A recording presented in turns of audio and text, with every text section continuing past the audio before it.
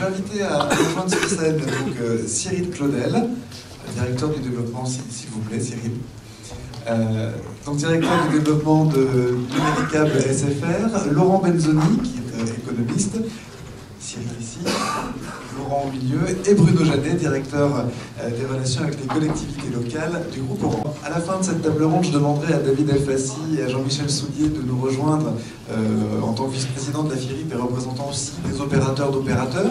Là, à cette table, on a pris le parti, effectivement, de faire s'exprimer des OCEN, comme on dit, des opérateurs de communication d'envergure nationale, dont aujourd'hui encore la venue sur les RIP est considérée comme quand même un élément clé de commercialisation. Donc on a souhaité se donner effectivement cette hauteur de vue avec Laurent Benzoni qui va ouvrir cette séquence. Et puis ensuite on va demander à Orange et à Numéricable SFR de partager avec nous, avec vous, leur stratégie et aussi leurs attentes par rapport à la nouvelle régulation, par rapport à la loi sur le numérique. Voilà. Laurent, c'est à vous. Je vous remercie beaucoup pour cette invitation. Et donc, sans tarder, le propos va être de vous faire partager en fait quelques réflexions sur des travaux que nous avons menés au sein du cabinet Terra Consultant, des travaux qui ont été initiés d'ailleurs avec la Caisse des dépôts, qui ont déjà été partagés avec la FIRIP, la FNCCR, et dont nous allons assumer l'entière responsabilité. D'autant que c'est pour la première fois que nous allons les présenter cette réflexion en présence des deux principaux protagonistes qui sont autour de cette table ronde. Vous avez remarqué que ma photo est toute petite au sein des deux acteurs de poids. Et donc j'espère que ces réflexions pourront déboucher sur un dialogue fructueux. Donc, la question qui a été posée, c'était sans doute pour engager le dialogue, c'était quel est l'impact de la constitution du groupe Numéricable SFR sur l'économie des RIP à la lumière de la décision de l'autorité de la concurrence. Alors, si on reprend la décision de l'autorité de la concurrence, donc qui a donné son accord pour cette opération de concentration, eh bien, il est clairement exprimé que l'opération n'est pas susceptible d'avoir d'effet sur les RIP en général. Voilà l'appréciation qu'a portée l'autorité de concurrence sur cette opération de concentration. Pourtant, quand on regarde un peu à l'analyse ce qui est inscrit dans cette décision, on peut avoir quelques doutes, voir si effectivement il ne va pas y avoir des conséquences en termes de redécoupage des zones amies. Et qui dit redécoupage des zones amies dit bien évidemment un effet potentiel sur les RIP, dit bien évidemment des effets qui peuvent avoir lieu sur l'évolution des tarifs de gros, donc sur l'économie même des RIP. Et c'est un peu cela que nous avons essayé de tester dans un scénario qui est bien sûr un scénario de fiction. Donc, si nous passons au slide suivant, quels sont ces éléments qui peuvent nous aider à se poser ces questions? Bien, dans la décision, il est indiqué qu'un des engagements d'Altis est négocié de bonne foi avec Orange, donc vous voyez, ils sont tous les deux autour de la table, un échange de communes de la zone câble sur lesquelles SFR bénéficie d'une exclusivité de déploiement contre un nombre identique de prises pour un coût de déploiement comparable situé dans la zone d'exclusivité d'Orange. À l'issue d'un délai de, là c'est confidentiel, peut-être que vous pourriez lever la confidentialité, non. Si aucun accord d'échange n'a été conclu concernant les communes de la zone câblée, alors la partie notifiante permettra à Orange de réaliser les déploiements sur la zone câble, nonobstant toute clause contraire du contrat. En cas de nécessité pour finaliser les négociations entre les parties, l'autorité pourra décider de renouveler une première fois la période de confidentiel. C'est là, non, pas plus. Bon, elle restera confidentielle peut-être. Alors donc, c'est là où on peut faire un peu de fiction et essayer de voir quelles seraient les conditions de ces engagements, de ces échanges de zones. Alors supposons que Orange, et nous n'en doutons jamais, tienne ces engagements et se concentre sur les zones câbles. Alors pourquoi faire cette hypothèse? Tout simplement parce que dans les pays où il y a une concurrence forte pour le déploiement du très haut débit entre les zones câblées et les opérateurs de télécommunications historiques, eh bien on observe dans tous ces pays-là que l'opérateur de télécom historique, dans un cadre de concurrence, se concentre d'abord pour éviter la préemption du marché par l'opérateur câblé sur les zones où il y a du câble. Alors après, supposons, et ça c'est la deuxième hypothèse, que Numéricable préfère se concentrer sur la modernisation sur les zones câbles, notamment pour faire migrer plus rapidement les abonnés de SFR sur son réseau et sur son infrastructure. Et ça paraît aussi quelque chose qui semble très rationnel et qu'on peut observer dans nombre de pays. donc plutôt que de les déployer dans la zone AMI où Orange ne déploie pas. Bref, supposons aussi qu'aucun autre opérateur ne se concentre sur le déploiement en zone AMI. Si on prend ces trois hypothèses, qu'est-ce qui peut se passer? Alors, si on passe au slide suivant, quelle est la situation actuelle? Eh bien, la situation actuelle, c'est que si on a dans un axe de 0 à 100% de taux de couverture des foyers, on a donc les zones très denses qui sont avec 16,5% des foyers environ, et des investissements qui vont représenter entre 1 et 2 milliards fois 2, puisque dans ces zones, il y a nécessairement une concurrence entre opérateurs, puisque c'est la légitimité de la régulation dans ces zones. Ensuite, on a donc les zones conventionnées, donc pour lesquelles on a des capex estimés à 4, les zones AMI, donc pour lesquelles on a des capex estimés à 4-5 milliards d'euros, avec du câble qui représente dans ces zones 1,2 milliard et des zones sans câble pour 3 milliards. Ensuite, on a les zones d'initiative publique, avec des investissements qui sont proches de 20 milliards, c'est les sources qu'avait prises la Datar, des choses qui ont un peu diminué, donc 500 € par ligne qui sont à la charge donc des opérateurs privés, le reste étant à la charge des collectivités publiques. Alors si on met en place le scénario sur ce schéma, donc qu'est-ce qui se passe? Eh bien, il se passe que Orange va se concentrer donc sur les zones câbles et que nécessairement, comme il se concentre sur la zone câble, eh bien, il va y avoir un trou peut-être à combler. C'est hypothétique, bien évidemment, mais il y aura un trou à combler sous l'hypothèse où Orange n'augmente pas. Évidemment, l'ensemble de ces investissements prévus sont annoncés. Là, je vous laisserai bien évidemment confirmer mon nom, ces chiffres, sont annoncés un investissement de 3,9 milliards d'euros en 2012 et 900 millions étant déjà dépensés. Il y a 3 milliards et c'est ça qui fait déplacer la zone. Au total, ça nous donne 3 millions de foyers qui, la zone AMI se restreint, et donc ça fait 3 millions de foyers qui vont se retrouver maintenant dans les zones d'initiative publique à travers cette simulation. Alors évidemment, c'est intéressant d'un certain point de vue, puisque le coût moyen dans les zones conventionnelles, dans les zones de RIP a baissé, puisque ce sont des zones qui ont des coûts plus faibles d'accès en moyenne. Mais on peut avoir aussi, on va voir, des besoins de hausse de subventions parce qu'il y a d'autres effets derrière cette méthodologie. Alors si on passe comme ça le suivant, pourquoi des hausses possibles de subventions en dépit d'une baisse des coûts?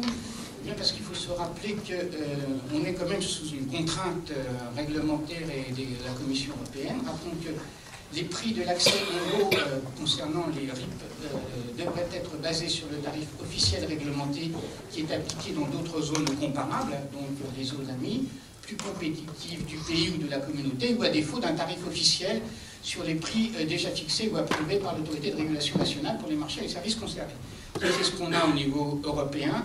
Et puis l'ARCEP, dans ce contexte-là, a défini un modèle générique de tarification pour l'accès au réseau RIP et conformément, comme elle nous l'indique, aux lignes directrices de la Commission européenne, la compatibilité des aides publiques avec le traité sur le fonctionnement de l'Union européenne implique notamment de s'assurer que l'aide publique servira à reproduire les conditions qui prévalent dans les zones d'initiative privée.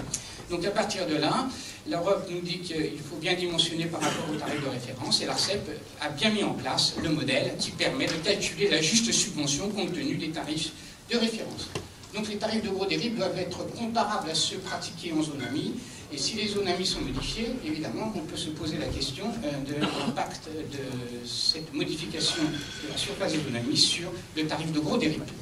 Alors pour mesurer cet impact, on a pris tout simplement le modèle de référence, c'est-à-dire celui de l'ARCEP, puisque c'est celui-là qui doit faire référence pour fixer le niveau de subvention et le niveau des tarifs de gros que l'on aura. Alors, qu'est-ce qu'on a introduit comme modification dans ce modèle de référence? Eh bien, le fait que la migration qui va s'opérer sur... c'est une hypothèse, mais on espère peut-être que la migration va s'opérer du réseau cuivre des abonnés SFR vers le réseau câble, maintenant de Numéricable et SFR. Donc, ça va réduire sans doute la pénétration sur le réseau FTTH en zone AMI. Ça, c'est un premier effet que l'on aura dans le modèle de l'ARCEP. Deuxième effet, on peut penser peut-être que le rachat peut limiter les capacités de co-investir de NC numérique SFR et induire un taux de souscription ou d'investissement qui soit un peu plus faible, donc ce qui va réduire à ce moment-là le montant des subventions disponibles. Troisième effet possible, le redécoupage éventuel des zones amies peut abaisser le coût de construction dans ces zones, donc il faut prendre là en compte l'effet positif. Donc on a fait tourner le modèle ARCEP avec toutes ces hypothèses, et donc qu'est-ce qu'on obtient comme résultat? Eh bien, Orange, donc, dans son offre de référence aujourd'hui, propose un co-investissement pour une valeur forfaitaire de 513 € par ligne, un co-investissement en valeur récurrente de 5 € par mois et un coût de la location à 15,53 €. Dans le modèle ARCEP, il sort aujourd'hui quelque chose qui est très proche effectivement de l'offre de référence d'Orange, puisqu'on a un scénario où on a 500 € de co-investissement pour la valeur forfaitaire, c'est exactement le même chiffre pour le co-investissement. En revanche, une valeur de la location à la ligne qui est un peu plus faible dans le modèle ARCEP, qui va servir de référence pour l'économie des RIP, et donc de 13 € pour ce coût de location à la ligne. Si on déplace, non, pardon.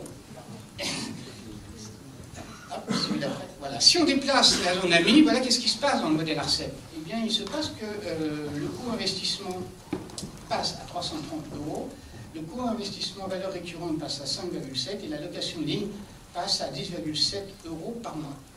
Ce qui veut dire qu'il faut augmenter de façon extrêmement substantielle le niveau de subvention qu'il faudra déployer pour les RIP si on veut rester en phase avec ce qui se passe en offre de référence sur le marché. Alors, bien évidemment, il y aura évidemment d'autres impacts que nous avions notés.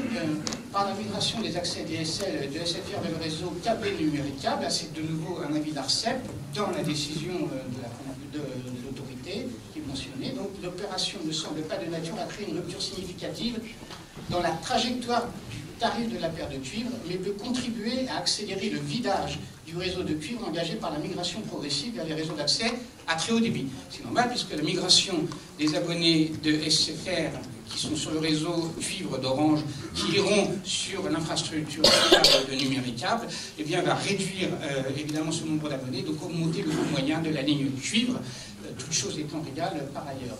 Alors on a fait des simulations sur le modèle et aussi de l'ARCEP.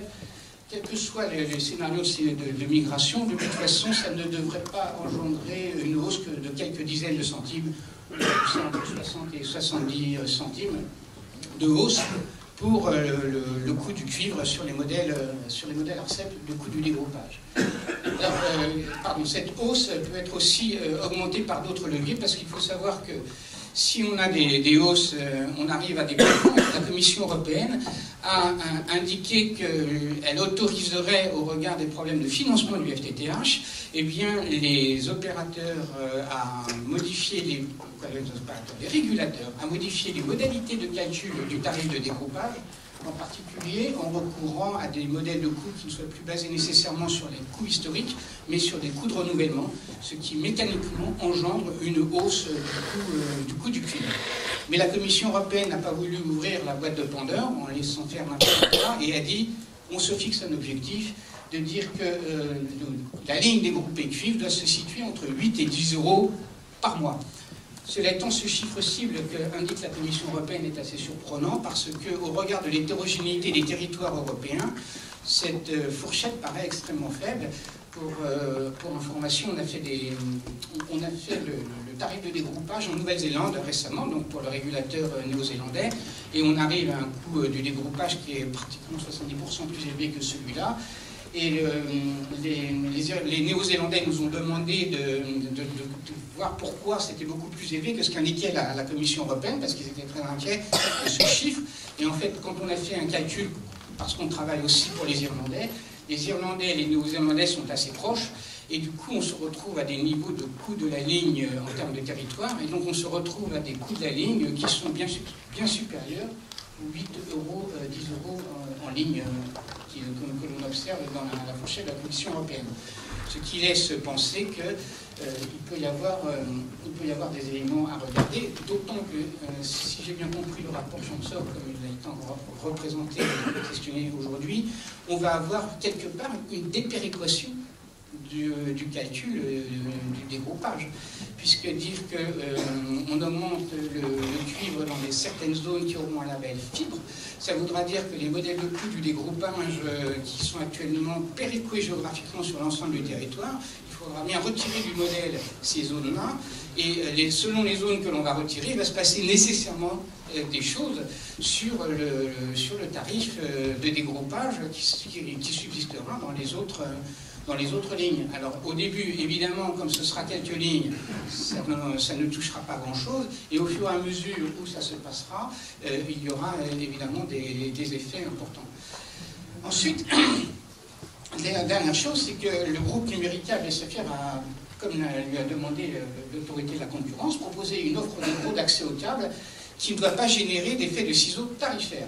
Et cette offre, on peut se poser la question si ça ne va pas devenir la nouvelle offre de référence sur le marché de gros, sur lequel devront s'aligner progressivement les rythmes. Pour quelle raison? Parce que dans l'offre de tarif de gros bitstream qu'a proposé Numéricable, et qui est donc en consultation publique pour l'instant, eh bien, l'offre de gros bitstream est de 13 € ou 17 € selon les débits. Plus, évidemment, il y a les frais fixes, un certain nombre d'autres coûts, mais si on ne regarde que cette offre, elle est à 13 et 17. Aujourd'hui, le tarif d'accès passif de Orange, comme nous l'avions rappelé, est de 17,53 €, mais il faut rajouter les raccordements abonnés, le lien Enero, le lien PM, etc. Soit on arrive à peu près à 19 €. Alors, évidemment, si Orange et Numéricable sont sur la même zone, on voit bien qu'à ce moment-là, Orange a une sorte de dépositionnement par rapport aux offres de Numéricable, et donc devrait s'aligner, mais l'offre de référence peut à ce moment-là devenir non pas 19 €, mais 17 €, et bien évidemment, tout ça va impacter l'économie des rythmes. Voilà. Maintenant, merci. Je vous laisse juger de merci Laurent. Juste avant de donner la parole à Orange et Numéricable SFR, une remarque ou un complément de la part de Philippe Ogier. Alors, chacun sait que les économistes, ils se trompent tout le temps. Et d'ailleurs, je ne sais plus qui disait qu'un bon économiste, c'est celui qui sait bien expliquer pourquoi il s'est trompé. Et je trouve que les hypothèses de départ sont... Bon, voilà, c'est les vôtres. C'est les vôtres. Mais vous partez sur l'hypothèse que le coût de départ est élevé. C'est vrai que chez certains, le coût de départ est élevé. Mais lorsqu'on a réussi à monter un réseau dont le coût est moins élevé, on peut accéder à des prix qui soient beaucoup plus intéressants, et notamment le prix final, c'est-à-dire le prix de l'usager, parce que, comme le rappelait tout à l'heure M. Soriano, ce qui compte avant tout, c'est pourquoi on fait tout ça. On fait tout ça pour l'usager. Donc, et on a la préoccupation de faire en sorte que l'usager ait un coût le plus bas possible. Si, au départ, le coût de la mise en place du réseau est suffisamment raisonnable, alors on peut obtenir des prix qui soient beaucoup plus bas que ceux que vous indiquez. Vous partez du principe que le prix est élevé et qu'il n'y a qu'à donner des subventions supérieures. C'est assez facile, ça. Et d'ailleurs, ce pays meurt du fait qu'on va toujours vers la subvention. Il y a peut-être d'autres façons d'aborder le sujet. Le débat est ouvert entre vous. Vous y reviendrez dans le cadre du débat qui va être le nôtre, mais sans plus attendre, Bruno Jeannet, votre regard sur ces simulations et plus largement votre regard sur cette recomposition du marché. Oui, bonjour Monsieur le Président de l'agglomération, Monsieur le Président de l'ARCEP, Monsieur le Conseil régional, Mesdames, Messieurs les élus, Mesdames, Messieurs, chers collègues. Oui, moi ce que je ne veux pas répondre directement dans ce débat très compliqué, et chacun a effectivement ses hypothèses d'économistes, mais je repartirai de quelque chose que vous avez dit, Monsieur le Président, sur la légitimité. Moi, la première fois que je suis intervenu avec les collectivités, c'était en 2005, c'était un congrès de l'UNESCO, j'ai dit oui, les collectivités locales sont légitimes dans leur action sur les territoires. Donc je suis content d'être ici parmi vous, même si Orange est toujours l'un des plus petits acteurs des réseaux d'initiative publique. Puis je voulais vous rassurer mon voisin qui se trouve coincé entre deux personnes sur la taille de la photo. Moi j'ai coutume de dire que dans le sandwich, c'est ce qui est entre les deux tranches de pain qui a le plus de valeur. Donc vous voyez. Alors, peut-être que vous nous trouvez toujours un peu prudents chez Orange, mais parce qu'en fin de compte, nous on veut tenir nos objectifs. Et c'est vrai que depuis qu'on a annoncé en 2006 les démarrages de la fibre, 2012 le plan AMI, on s'évertue à tenir tous nos engagements. Je crois que, encore plus depuis 5-6 ans, on vous dit tout ce qu'on fait. Moi, je me rappelle avoir écrit à tous les présidents d'agglomération pour leur dire, ben voilà, la fibre va arriver chez vous sur investissement d'Orange à partir de telle date. C'était soit 2012, 2013, 2014, 2015, jusqu'en 2020. Et qu'aujourd'hui, on est effectivement à chaque fois dans ce temps de passage. Parce qu'il faut que vous soyez convaincus que cette stratégie de la fibre, du très haut débit, elle est au cœur du déploiement de notre stratégie. Je dis souvent aussi, la vapeur a été l'élément déclencheur de la révolution industrielle, de la première révolution industrielle au 19e siècle. Au 20e, ça a été l'électricité. Et au 21e siècle, l'élément déclencheur, ça sera le très haut débit, ça sera la fibre. On est convaincus de ça. Donc, depuis 2012, on déploie et on accélère ces déploiements. Je me rappelle qu'à l'époque, la première année, on investissait 200 millions. Aujourd'hui, on est plutôt à 400 millions par an et on augmente. Ce qu'on avait prévu avec Stéphane Richard d'investir sur la tranche 2010-2015, c'est exactement 2 milliards. C'est ce qu'on fera. Aujourd'hui, on est présent dans 530 communes, la fibre Orange, hein, dans 530 communes qui représentent un tiers des logements français, dont près de 400 communes en zone moins dense. Pour ceux qui disent on ne s'intéresse qu'aux grandes villes, non, on fait également des zones moins denses. Et sur les 4 millions de logements dont quelqu'un a parlé tout à l'heure, Orange en a rendu éligible 3,640 millions. 3,6 millions. Donc, je peux même dire que ça confirme notre volonté stratégique d'être un acteur, sinon le leader sur ces déploiements. Juste pourquoi effectivement on est des ardents défenseurs de la fibre? Il y a une petite différence avec le coax, c'est que la fibre permet du 500 mégabits descendant et du 200 mégabits remontant stable, et c'est la solution la plus stable. Ces réseaux qu'on a ouverts, ils sont ouverts à nos concurrents, dans les mêmes conditions pour tous, donc tout le monde peut utiliser ces réseaux. Ça, c'est pour la partie, ce que nous faisons en investissement propre. Depuis le départ, nous avons dit très clairement, et peut-être que ça a changé par rapport à une époque que vous avez connue au début des années 2000, nous avons dit dès le départ que nous ne pourrions pas tout faire tout seuls, que nous serions très contents que les autres opérateurs aussi y participent.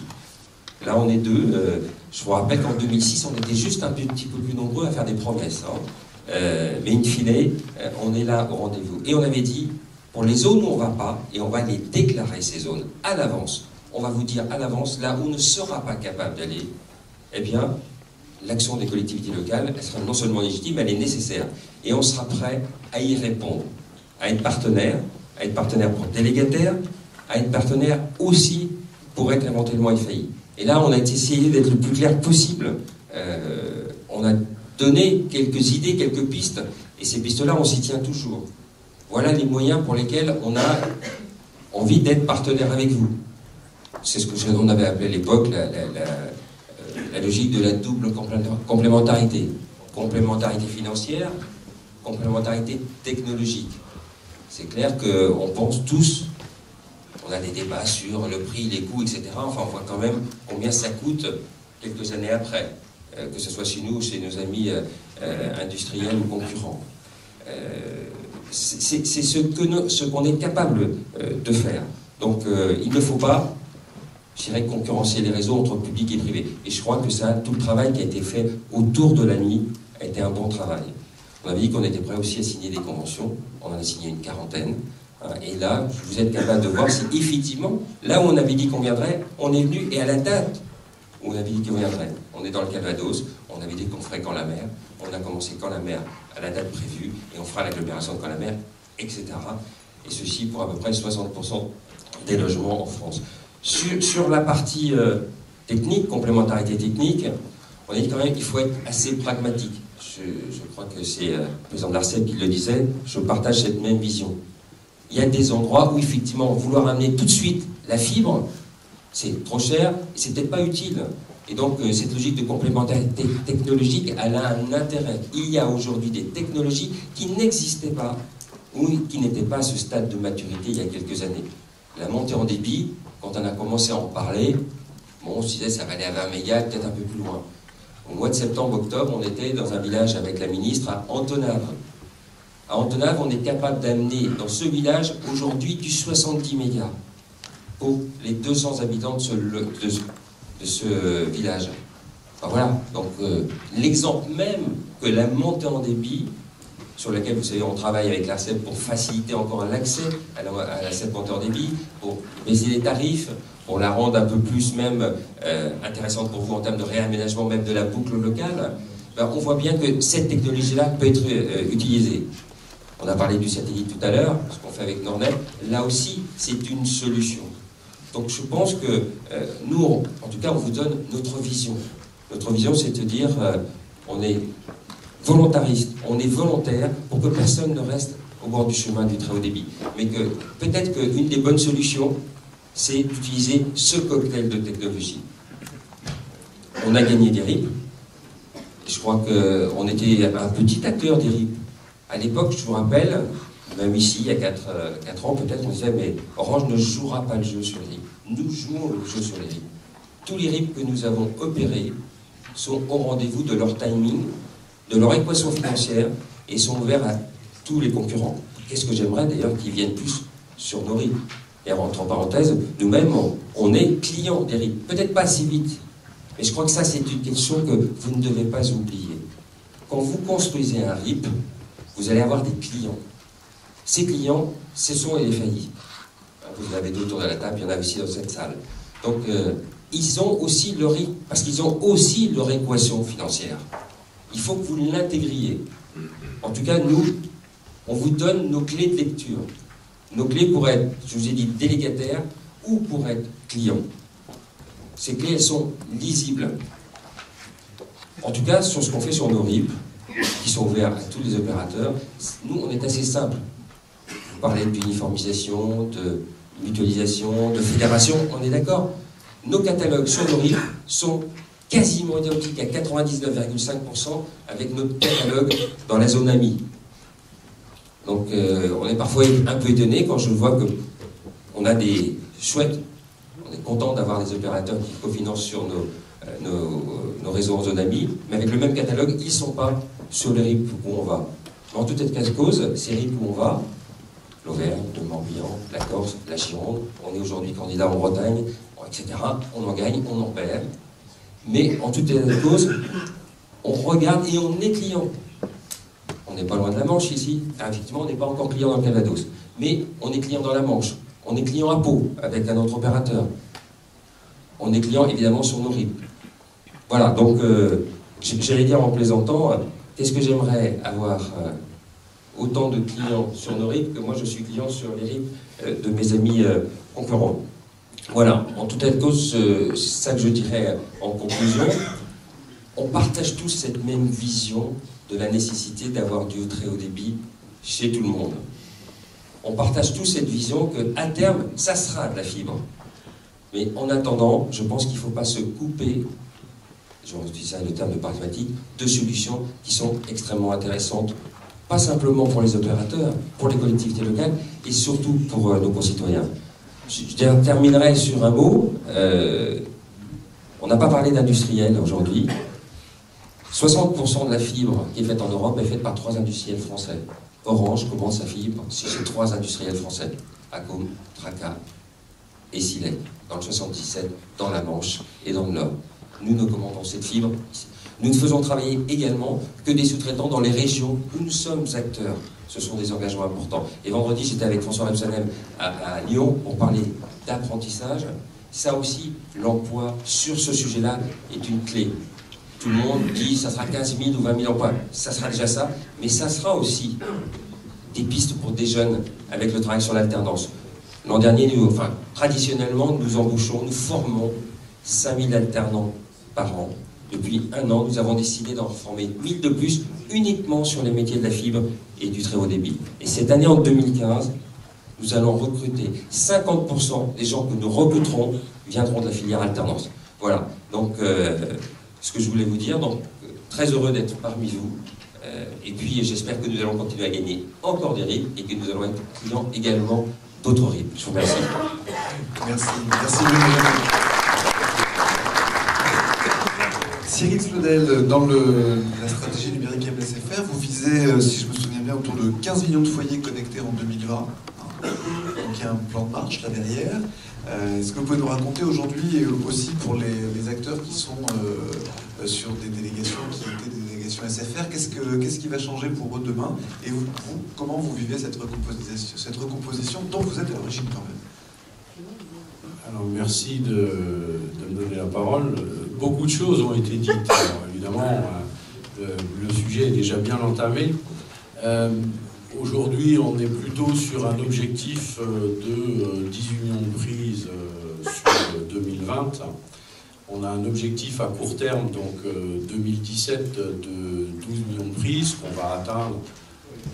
On ne va jamais dire sans difficulté, parce que ce sont des travaux d'Hercule, il y a beaucoup de travaux derrière, mais 12 millions de prises sur une période assez courte, hein, puisque c'est un horizon assez court, ça représente pas mal de travail, et on va y arriver. Et je pense que tout le groupe, qui maintenant est un groupe un peu plus grand, ça n'a échappé à personne, se donne vraiment les moyens nécessaires, à la fois les moyens humains et les moyens financiers, pour mettre en œuvre la construction et l'allumage aussi, puisque les prises c'est bien, mais tout le monde autour de la table voit bien qu'il faut aussi avoir des opérateurs sur ces prises pour rendre le service au client final. Un client usager, on peut l'appeler comme on veut, mais enfin pour nous ça reste un client final, de pouvoir finaliser ces 12 millions de prises et d'y amener aussi le service différencié.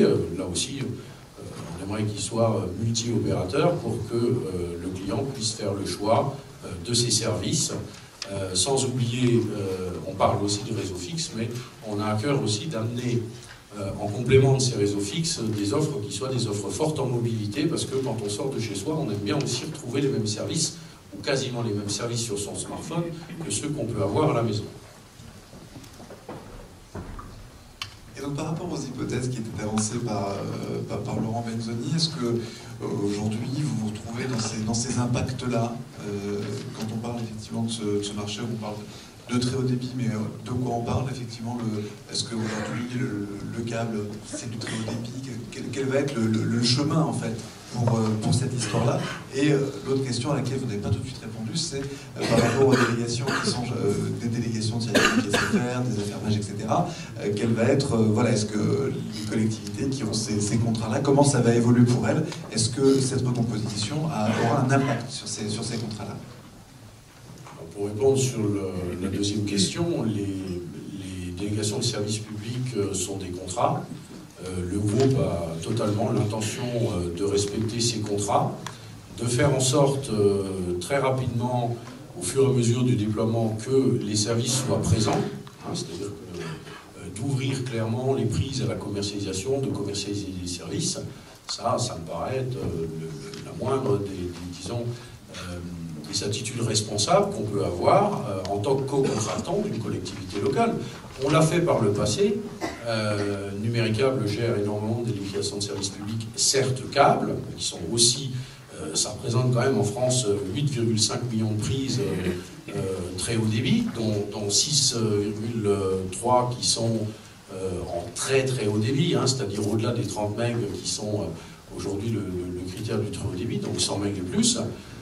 On va respecter, voire essayer de faire au mieux et d'accélérer les déploiements qui sont prévus et qui sont de toute façon contractuels avec les délégants qui ont fait confiance au groupe, que ce soit côté Numéricable, que ce soit côté SFR, qui maintenant ont un interlocuteur très sérieux qui a à cœur de montrer qu'il est aux côtés quotidiennement des collectivités.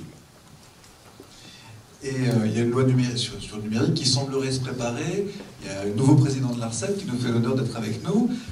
Aujourd'hui, quelles sont les attentes que vous avez vers à destination du régulateur et aussi peut-être du législateur? Est-ce que vous avez besoin d'un peu plus de lois ou d'un peu moins? On en reparlera, je pense, à la deuxième partie de cette table ronde.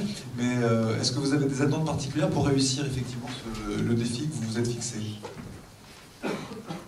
Pas d'attente attentes particulières que je pense que les collectivités ont bien compris qu'on était à leur côté. On n'a pas d'attentes particulières qui vont accélérer l'envie du groupe d'aller au-delà des objectifs qui sont aujourd'hui clairement annoncés et clairement fixés. La seule chose, c'est que plus on est moteur et plus on a envie d'avancer les deux parties concernées, collectivités et opérateurs, plus ça va vite. Merci, merci Cyril, on vous applaudit également. Je ne vais pas être le seul à vous poser des questions. J'ai demandé à David Elfassi et à Jean-Michel Soulier de me rejoindre et de prendre ma place. Venez vous installer. Parce que la copie ne serait pas complète. On a entendu les collectivités, on a entendu les OCEN, mais les RIP, c'est aussi une affaire d'opérateurs. Donc, Jean-Michel Soulier, Covage, David Elfassi, Altitude Infrastructure. Alors Jean-Michel, je crois que vous étiez en réunion hier matin à la FIRIP, accueilli par la FIRIP, avec la VICA, la FNCCR, l'ensemble des acteurs de l'écosystème. Vous avez beaucoup travaillé sur la question de la tarification. Alors, est-ce que vous avez un point d'actu à nous faire? Et puis deuxièmement, posez vos questions à Bruno, à Laurent, à Cyril. En point d'actu, c'est un peu difficile, mais c'est vrai qu'il y a des réunions qui se passent et je vais venir. Ce que je voulais dire avant, moi, c'était que le métier d'opérateur d'infrastructure, j'ai toujours dit, c'est être entre le marteau des opérateurs commerciaux et l'enclume des collectivités. Et alors maintenant, je le disais au sens figuré, maintenant je le dis au sens propre. De temps en temps, il faut faire attention à ne pas laisser sa main entre le marteau et l'enclume. Voilà. Cela dit, moi je trouve que la configuration de cette table ronde est extrêmement intéressante parce qu'il y a une nouvelle dynamique dans le marché français. On avait avant un opérateur historique qui était assez leader, il faut le dire, et puis les autres qui avançaient un petit peu doucement. Maintenant, on a deux opérateurs qui sont vraiment des opérateurs intégrés, enfin avec des infrastructures et des services, et qui ont sérieusement l'intention de se faire la concurrence. Des opérateurs qui prennent leurs engagements, enfin, moi je n'ai jamais douté des engagements, de la tenue des engagements d'Orange, et Numéricable avait dit qu'il rachèterait SFR, il l'a fait, donc ça prouve bien qu'il tient ses engagements également. Donc ça, c'est vraiment une nouvelle dynamique qui est extrêmement positive, je pense, pour notre marché. Alors, ce qui est important, c'est de comprendre qu'effectivement, comme le disait le président de l'ARCEP, les télécommunications, c'est mouvant et c'est pas une science exacte et définitive ou ni dogmatique. Et on voit bien que le modèle où un seul modèle existe et s'applique à tout le monde n'est pas le bon. Notre expérience depuis 2006 qu'on est opérateur d'infrastructure, c'est que les modèles sont différents. Il y a des modèles techniques qui sont différents. Orange, en tant que client des RIP, souhaite des réseaux passifs avec des ingénieries, avec des protocoles, avec des process bien spécifiques, très sophistiqués, sans doute plus sophistiqués d'ailleurs que ce qui peut être existant dans les réseaux activés. Donc ça c'est important, il faut en prendre compte.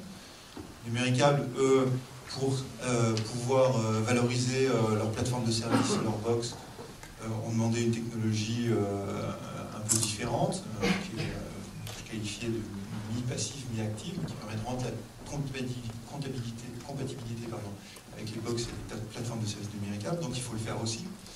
Et puis on n'a pas que les grands opérateurs, on a aussi les opérateurs qui s'appellent de proximité, avec David pour mieux qualifier que moi. Qui demandent d'autres choses, qui demandent plutôt des services bitstream qu'on connaît plutôt traditionnellement dans les télécoms. Donc il faut s'adapter à ça. Il n'y a aucune raison qu'on impose un modèle qui soit tout le monde. Ensuite, effectivement, ce que vous disiez, il y avait le sujet de la tarification qui est le même problème. Il y a des modèles économiques qui sont différents. Orange prône le modèle économique qu'on appelle de l'offre de cofinancement, avec une partie où on paye des tranches d'IRU et une partie où on paye des lignes en location pour boucher les trous des IRU, pour dire comme ça. Numéricable, ils sont plutôt aujourd'hui dans une logique de location. Ils n'ont pas spécialement envie d'aller investir en CAPEX dans des RIP, mais ils veulent une logique de location. avec une particularité qui est leur, où ils considèrent qu'un réseau est des économies d'échelle, donc il faut une dégressivité dans le tarif. Il faut comprendre ça, il faut s'y adapter. Et puis les opérateurs bitstream, qui utilisent les services bitstream, eux, ils veulent un service plutôt de location également, et avec un minimum de barrières à entrée, sous forme de frais d'accès les plus faibles possibles, et avec des services de collecte pour pouvoir amener le trafic dans les grands centres de petits réseaux. Donc il faut répondre à ça. Et effectivement, la réunion à laquelle vous faisiez allusion, à laquelle la FIRIP a permis d'héberger, c'est une réunion où il y avait des opérateurs d'infrastructure, où il y avait des collectivités qui se sont lancées massivement dans des RIP, pour pouvoir réfléchir ensemble et trouver les solutions pour répondre aux différentes attentes. Pas dans une logique de dire on va s'opposer à un tel ou un tel, mais plutôt de dire si Orange a plutôt un modèle dit de investissement, si Numéricable est plutôt un modèle de location, voire de dégressivité, si les opérateurs de proximité ou de stream, comment est-ce qu'on peut trouver les meilleures solutions pour répondre à tout le monde, plutôt que finalement être pris dans des contradictions qui sont pas productives. Il n'y a pas de conclusion encore, mais il y a quand même, probablement il y aura une conclusion assez évidente qui est qu'on va renvoyer la balle un peu au gouvernement et à l'ARCEP pour dire qu'ils sont beaucoup mieux armés que nous pour répondre à ces problématiques-là. Par contre, ce qui est important, c'est que les collectivités, les opérateurs d'infrastructure, fassent valoir la spécificité des lieux, qui ne sont pas les zones denses ou privées, mais qui sont des zones dans lesquelles la problématique, c'est pas avant tout une problématique, je dirais, tarifaire, une problématique de retour sur investissement, c'est une problématique d'aménagement du territoire, et le retour sur investissement, il existe, mais il est beaucoup plus large que combien on calcule ce qu'on va toucher par ligne.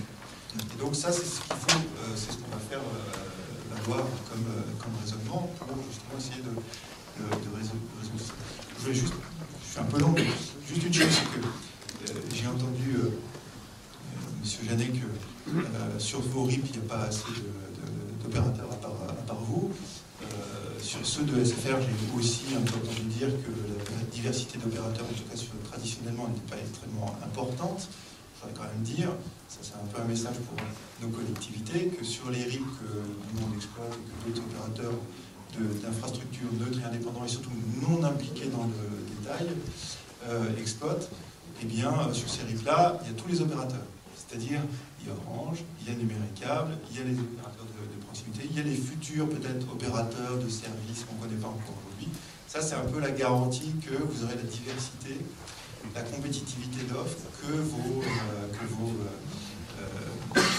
citoyens attendent. Voilà, c'était une petite minute de pub, mais la balle m'avait été quand même pas mal tendue par... enfin, la perche m'avait été pas mal tendue par vous, monsieur. Bruno, Cyril, vous pouvez réagir à cette... Est-ce que vous êtes Jean-Michel, sinon là tout de suite, parce qu'il vient de vous tacler un petit peu, donc c'est pour ça que je Non, mais moi je trouve que la garantie de travailler avec un opérateur comme Numéricable SFR, c'est une garantie qui est très simple, c'est que non seulement on construit bien les réseaux, mais en plus on les remplit. Voilà. Et en plus, on fait ce qu'on dit, puisque, si je ne me trompe pas, dans la salle, l'année dernière, on avait parlé d'une expérimentation qu'on avait fait avec le département de l'Ain, qui, comme chacun sait, avait un peu un réseau atypique. Hein. Quand on veut, on peut. On a fait ce qu'on a dit. On a continué à déployer aussi nos offres sur des RIP qui sont non seulement opérées par le groupe, bien entendu, mais qui sont aussi opérées par des opérateurs d'opérateurs, ça fonctionne, tout le monde en est content. Voilà, on n'a pas de souci. Moi, je constate juste que je ne sais pas s'il y a des exemples où Numéricable SFR et Orange sont présents sur les mêmes RIP, hormis la Manche que vous avez citée tout à l'heure. Je ne sais pas, je pense que c'est à chaque fois un peu indépendant, mais enfin, chaque opérateur peut choisir effectivement ses territoires et ses priorités. Nous, on souhaite, au contraire de ce que j'ai dit tout à l'heure, qu'est-ce qui pourrait nous aider? D'aller vite, d'avoir des territoires qui soient très rapidement réalisés en fibre, avec des zones qui soient assez larges, hein, parce qu'il faut que les déploiements aillent vite pour que on puisse aussi adapter à la fois les offres commerciales et tout ce qui est le travail aussi de l'opérateur de commercialisation derrière, parce que les clients ne viennent pas tout seuls. Hein. Enfin, chez nous, ils ne viennent pas tout seuls en tout cas. Il faut les aider un petit peu, et donc de déployer rapidement des plaques avec des volumes de prise qui soient intéressants. C'est aussi pour ça qu'on est, nous, on est assez friands des DSP concessifs, parce que pour le coup, on construit et on se dépêche de construire, et on a un intérêt à construire vite et bien. Voilà. Non, moi je suis ravi, ça veut dire qu'il va bientôt être client chez nous, parce que les prises, il y en a rapidement, et je crois que le réseau est très bien construit, donc je serais ravi d'entendre, mais j'espère que, parce qu'on me l'a déjà dit il y a 1 an ou il y a 2 ans, donc c'était pas le même interlocuteur, donc je prends bonne note. Non, ce qui est quand même très important, je pense, et tout à l'heure je posais la question sur qu'est-ce qu'on attend de la loi.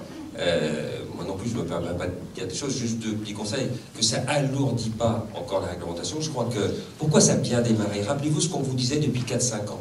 Hein, on disait, il faut que cette réglementation soit la plus stable et pérenne possible. Et là, on va pouvoir investir et ça va fonctionner. On est en train de voir que la mayonnaise prend. Bon, donc ça, c'est une chose importante. La deuxième chose, peut-être que justement, sur vos catalogues de services dans ces RIB, il n'y a pas de catalogue exotique, ce que j'appelle. Voilà, donc on est quand même... Vous, nous d'ailleurs, quand vous vous adressez à nous, vous nous demandez qu'on fasse des catalogues amis le plus cohérent possible, les plus identiques possible. Bon, on s'y attache. Mais ça, soyez vigilants là-dessus. Hein, et je ne parle pas que pour Orange. Je pense que d'autres opérateurs vont le dire. Il est important que les catalogues, que ce soit en termes d'ingénierie ou en termes de tarifs. L'objectif, je vous rappelle, des subventions, c'était normalement pas pour faire des prix plus bas que les zones amies, mais c'était fait pour avoir les mêmes tarifs et permettre le déploiement de la fibre même, dans la même continuité. Voilà, donc c'est... et là je fais toute confiance au nouveau président de l'ARCEP. Merci. David Elfassi. Oui, merci. Je vais essayer d'être très rapide pour nous laisser un minimum de temps quand même pour la pause. On a un petit peu débordé. J'adhère évidemment avec tout ce qu'a dit Jean-Michel. Une certitude, Bruno Jeannet a annoncé qu'il y aurait au niveau d'Orange entre 2015 et 2020 2 milliards d'investis. Non, j'ai dit c'est ce qu'on a fait entre 2010 et 2015. Ah, pardon. Et le montant entre 2015 et 2020? Eh bien, Stéphane Richard, nous faisons des annonces le 17 mars. Je vous invite, nous annonçons notre nouveau plan stratégique le 17 mars. Alors, voilà. La veille du Graco. Écoutez, on l'a fait exprès. Bon, Laurent, j'aurais pas réussi à avoir un chiffre non plus. En tout cas, ce qui est sûr, c'est qu'au niveau des réseaux d'initiative publique, ça construit vraiment. Nous, aujourd'hui, on observe ce qui se passe dans les collectivités locales et on s'attend à ce que entre 40 et 50 nouveaux marchés ou réseaux d'initiative publique se lancent dans les 3 prochaines années.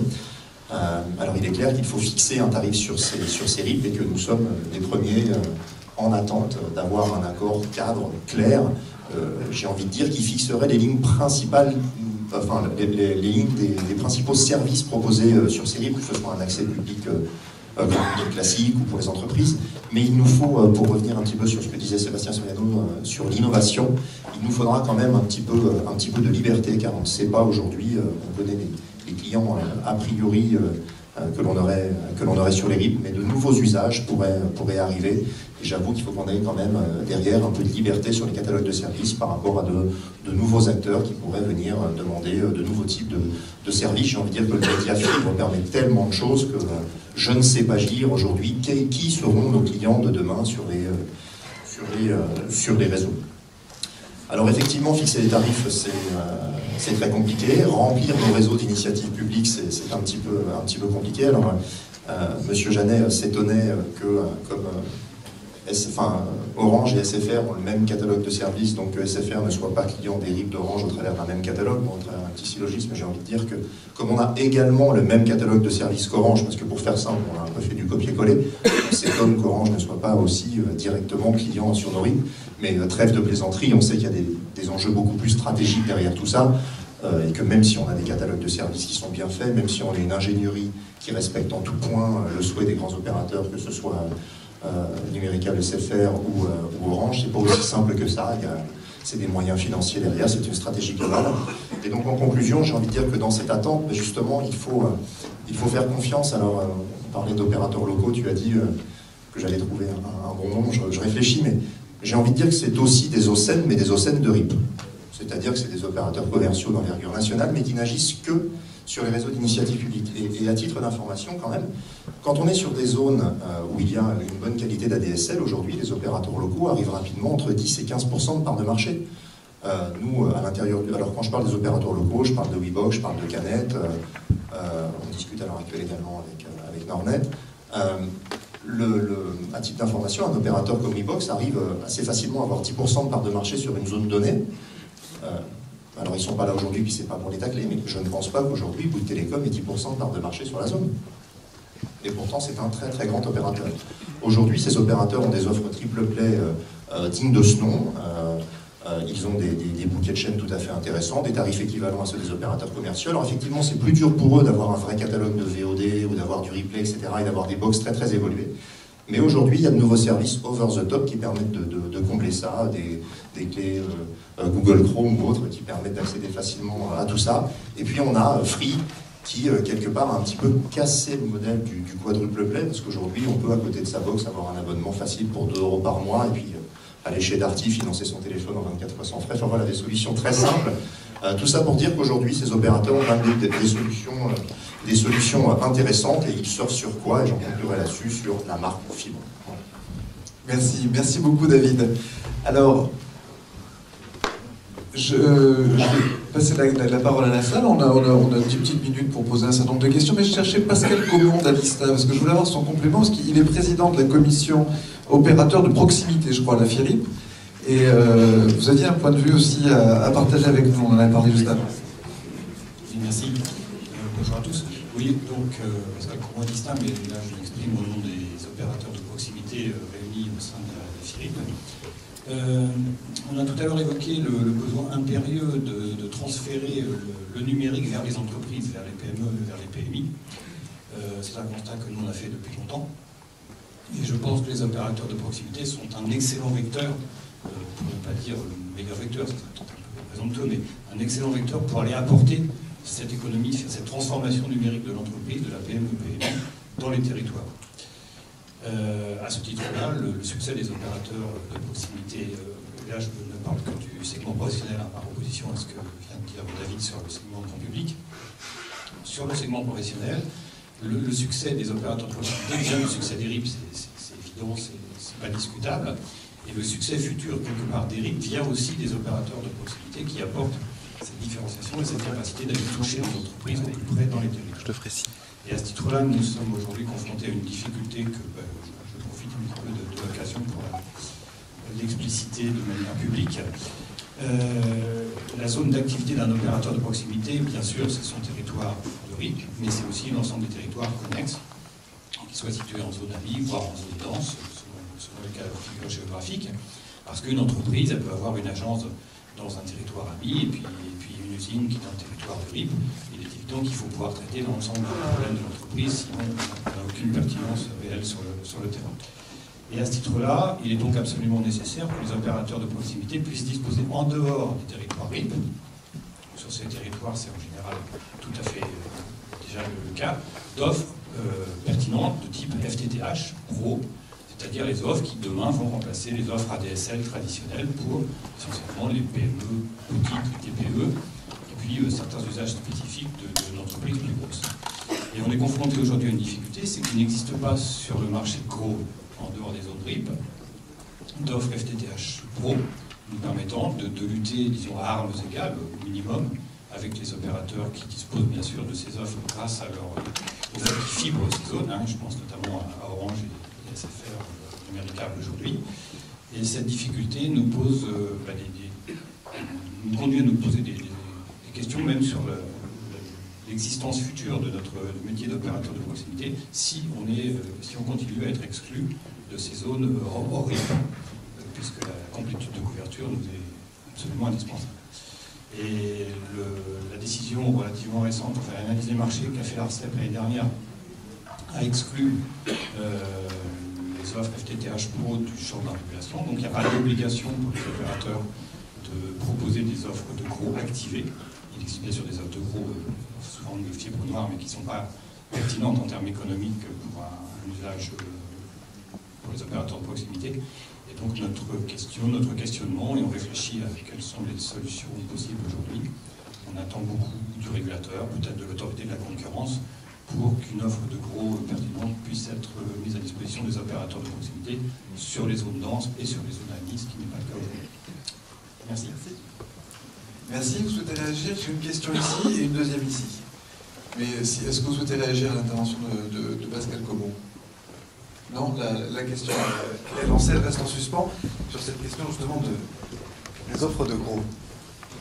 Je voulais vous présenter.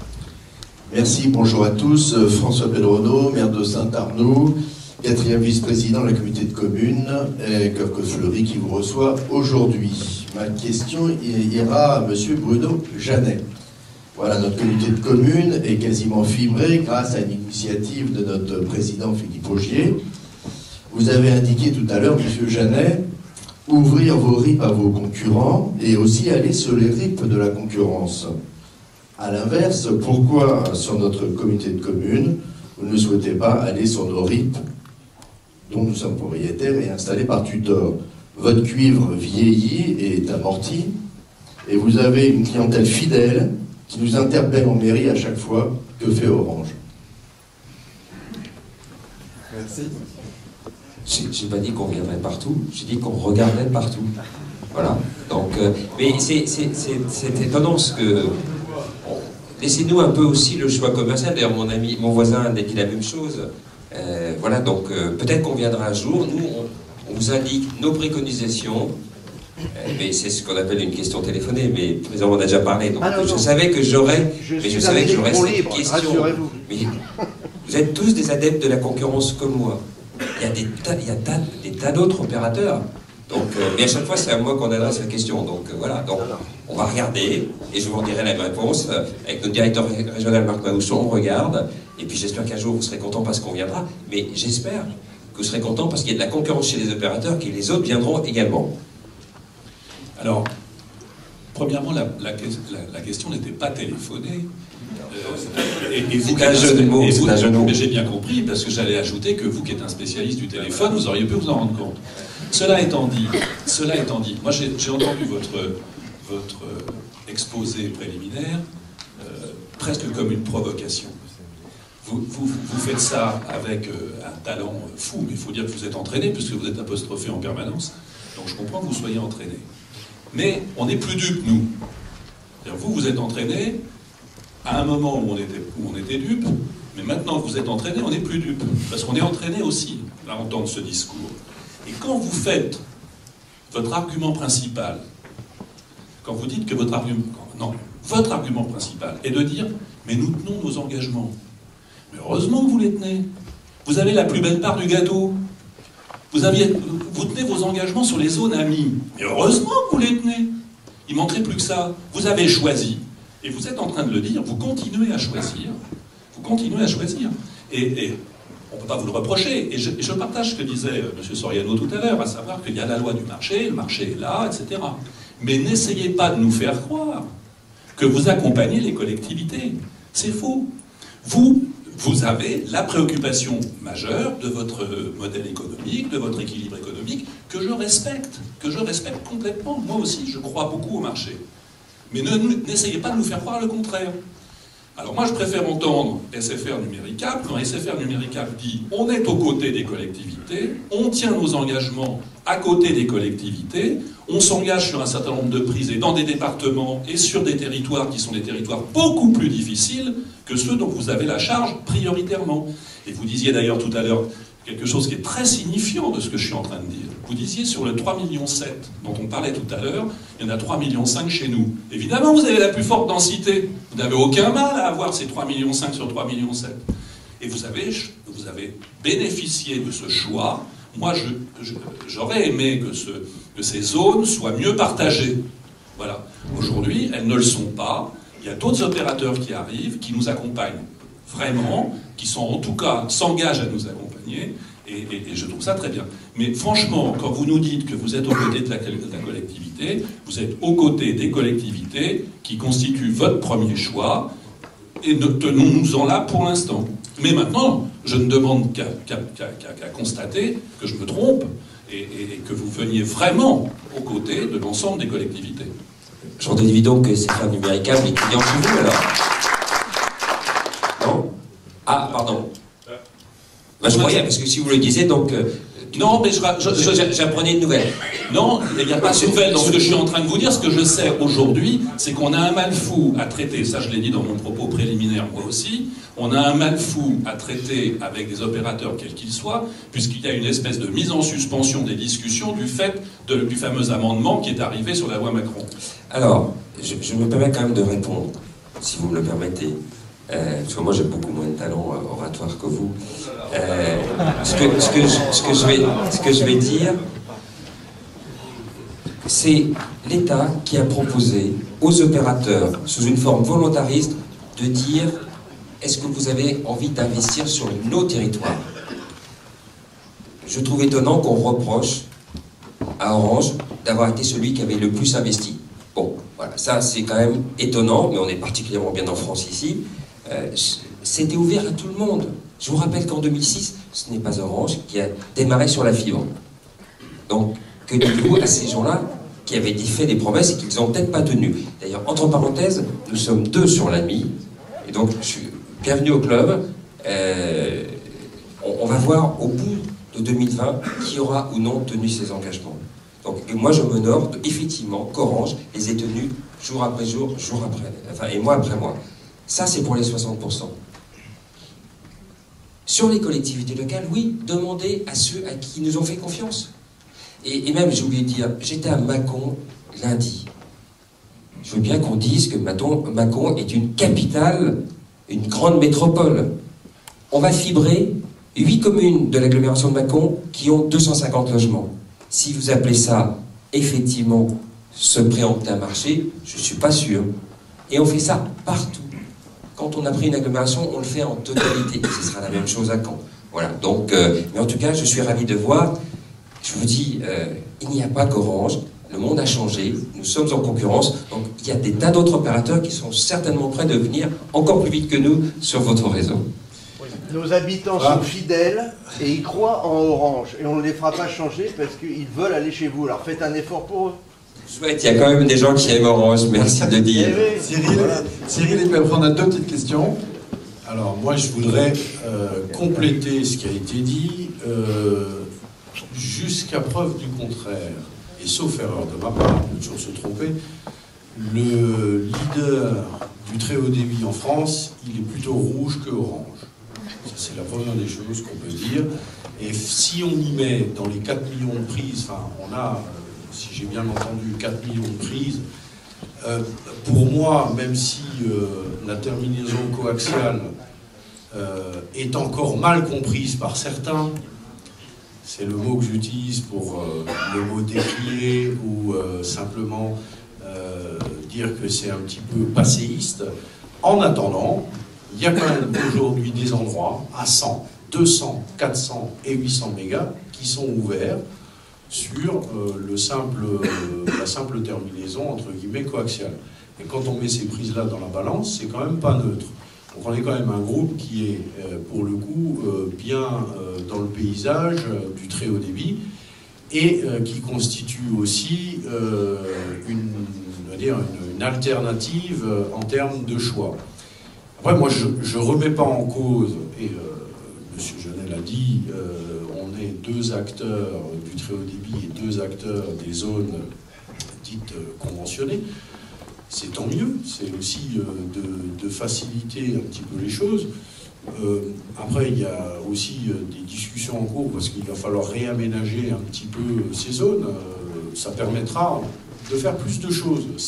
L'idée, c'est de faire plus de choses dans un temps un petit peu plus court. Donc je trouve que c'est plutôt pas mal quand on regarde à l'échelle des collectivités.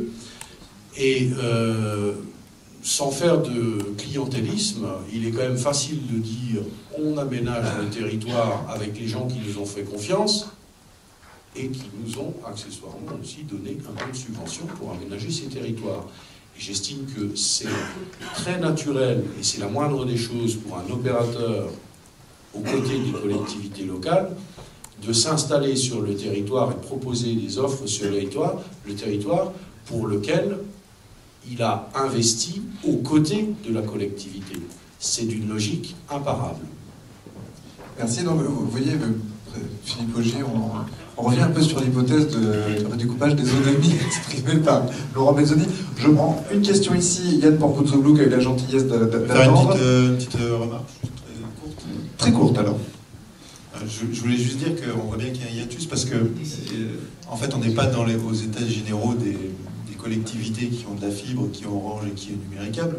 On est aux états généraux des collectivités qui n'ont pas de fibre ou pas Orange et pas numéricable. Donc forcément, c'est sûr que c'est difficile d'expliquer aux gens qui n'ont pas quelque chose que les autres l'ont et que c'est merveilleux pour eux. Donc moi, ce que je veux dire, c'est qu'il faut que les collectivités prennent en main leur destin, comme vous l'avez fait. Il faut prendre des solutions qui sont parfois, certes, un peu plus courageuses, peut-être un peu plus difficiles à court terme, mais qui, en fait, vous permettent d'avoir votre destin en main et ne pas être nécessairement pris dans cette attente ou cet étau de dire c'est que l'un ou c'est que l'autre. Et il faut effectivement plutôt jouer l'ouverture et la neutralité. Au début, c'est peut-être un peu lent, mais après, tous ceux qui l'ont fait s'en félicitent au bout de peu d'années. Merci. Donc Yann. Oui, Yann Porpouzoglu, syndicat mixte Dorsal en Limousin. Je voudrais juste profiter de la présence du président de l'ARCEP. Il a parlé ce matin du travail sur l'institution sur la tarification du cuivre. Je voudrais juste signaler les difficultés qu'on rencontre nous sur les territoires. Donc je vais parler de montée en débit, je vais parler de dégroupage. Je vous donne deux exemples très simples qui sont assez similaires et qui montrent la différence de traitement et la problématique des collectivités pour le financement notamment de la montée en débit. On envisage de dégrouper un petit central téléphonique qui fait 505 lignes en Creuse sur la commune de Fresline. On va le faire bien entendu en louant de la fibre à Orange et à l'offre à l'EFO au tarif de 0,6 € du mètre, plafonné à 13 km. Ça fait qu'on va louer chaque année, on va verser à Orange 6 339 € pour disposer de cette fibre et pour dégrouper ce petit central téléphonique. Et en plus, on va verser 9 700 € de face pour cette offre à l'EFO. On va aussi payer l'énergie, on va aussi payer l'armoire. Donc tout ça, c'est le modèle du dégroupage du cuivre. On envisage également de construire un PRM donc, sur une commune de Haute-Vienne. Ce PRM, il fait 565 lignes. Donc là, c'est nous qui allons tout construire. Et l'offre PRM est ainsi faite que nous allons remettre à disposition d'Orange, qui est l'exploitant unique des PRM construits en France, 12 fibres, pas une fibre, mais 12 fibres. En échange, il va nous reverser 1 200 € par an. 0 face. L'énergie est gratuite, c'est nous qui la payons. L'armoire est gratuite, c'est nous qui la payons. Et si nous, propriétaires de l'armoire et opérateurs, nous souhaitons mettre un équipement ADSL dans cette armoire, nous verserons à Orange une redevance de 500 € par an. Voilà, Monsieur le Président de l'ARCEP, j'espère que vous vous pencherez assez vite sur cette question. Bravo. Bien. Il est l'heure d'aller déjeuner. Il y a peut-être encore une dernière question ici. Jean-Christophe Nguyen avait levé la main tout à l'heure. On va finir sur une question, vraiment une question. Juste, on approche de l'heure du déjeuner. Au début de la table ronde, comme le disait Bruno Janet, il y avait 2 OCEN. Avec la réduction des OCEN, donc on était sur un sandwich. Vous rajoutez 2 opérateurs d'opérateurs, vous arrivez sur un double hamburger. Donc vous voyez à quel point aujourd'hui les RIP, c'est de la concurrence, c'est de l'augmentation de contenu. Donc il est important de prendre tout ce secteur, parce que c'est ce secteur OCEN plus opérateur d'opérateurs qui font aujourd'hui le développement du numérique en France. Merci. C'est un joli mot de la fin pour la matinée.